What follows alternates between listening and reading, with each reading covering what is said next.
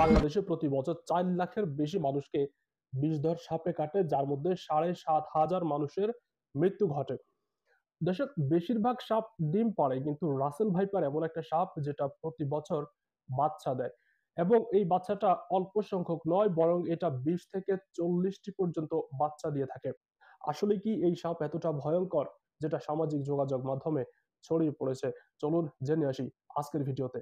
দেশের 27 জেলায় ছড়িয়েছে বিষধর সাপ রাসেলস ভাইপার। ভয়াবহ বিষধর রাসেলস ভাইপার সাপের আতঙ্ক ছড়িয়ে পড়েছে সারা দেশে। এর নাম এখন রাসেলস ভাইপার। রাসেলস ভাইপার এক রাসেল ভাইপার। Russell's viper. সারা দেশ থেকে এখনো পর্যন্ত এই সাপের আক্রমণে 10 জনের মৃত্যুর খবর আমাদের হাতে এসে পৌঁছেছে। করে বনাঞ্চল ছেড়ে বাংলাদেশের আনাচে কানাচে গ্রামগঞ্জে ছড়িয়ে পড়েছে রাসেল ভাইপার। ইতোমধ্যে চাঁদপুর, বরিশাল, পটুয়াখালী এবং নোয়াখালী সদর সহ দেশের বিভিন্ন জায়গাতে রাসেল ভাইপার দেখা গিয়েছে।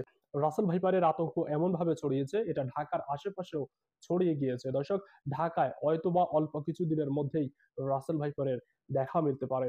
পরিস্থিতি যখন এই পর্যায়ে এসে পৌঁছাইছে, তখন আওয়ামী লীগের একজন নেতা ঘোষণা দিচ্ছে যে রাসেল ভাইপারকে যে মারতে পারবে তাকে 50,000 টাকা করে পুরস্কার দেওয়া হবে, এবং এটা নিয়ে বেশ তোপের মুখে পড়তে হয়েছিল সেই আওয়ামী লীগ নেতাকে। তাকে আইনি নোটিশও পাঠানো হয়েছে।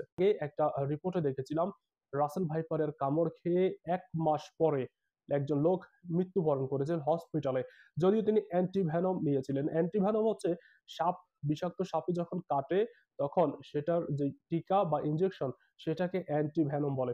ওই অ্যান্টিভেনমটা নেওয়ার পরেও 1 মাস পরে একজন কৃষক তিনি মারা গেছেন। রাসেল ভাইপার এই সাপটি মূলত ভারত, নেপাল, শ্রীলঙ্কা, মায়ানমার এবং বাংলাদেশে দেখতে পাওয়া যায়। তবে বাংলাদেশ থেকে এই সাপটা বিলুপ্ত হয়ে গিয়েছিল। হঠাৎ করে সেটি আবার বাংলাদেশে কিভাবে ফিরে আসলো, এটাও চাঞ্চল্যকর বিষয়। দর্শক, ডাক্তাররা বলছেন এই সাপের বিষ শরীরে প্রবেশ করলে শরীরের রক্ত পাতলা হয়ে শরীরের বিভিন্ন জায়গা থেকে স্বতঃস্ফূর্ত রক্তক্ষরণ হতে পারে, কিডনি বিকল হতে পারে এবং হৃৎপিণ্ড বন্ধ হয়ে যেতে পারে।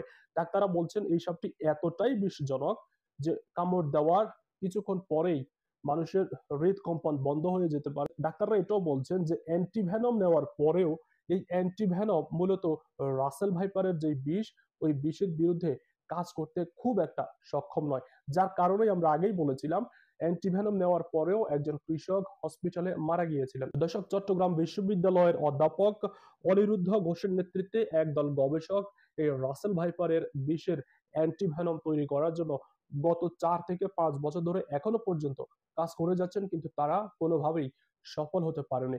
কারণ এই সাপটা বিভিন্ন সময়ে বিভিন্ন ধরনের রূপ পরিবর্তন করে।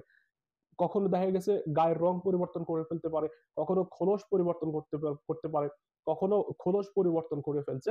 এবং দেখা গেছে বাংলাদেশ, নেপাল, ভারত এবং শ্রীলঙ্কা, মায়ানমার সহ যেসব জায়গা থেকে এই সাপগুলো বিস্তৃতি লাভ করছে, এক একটা সময় এক একটা সাপের বংশধর ওখান থেকে আসে, যার কারণে এই সাপের অ্যান্টিভেনম গুলো তৈরি করা খুব দুঃসাধ্য ব্যাপার হয়ে পড়েছে বাংলাদেশের বিশেষজ্ঞ এবং ডাক্তারদের উপর।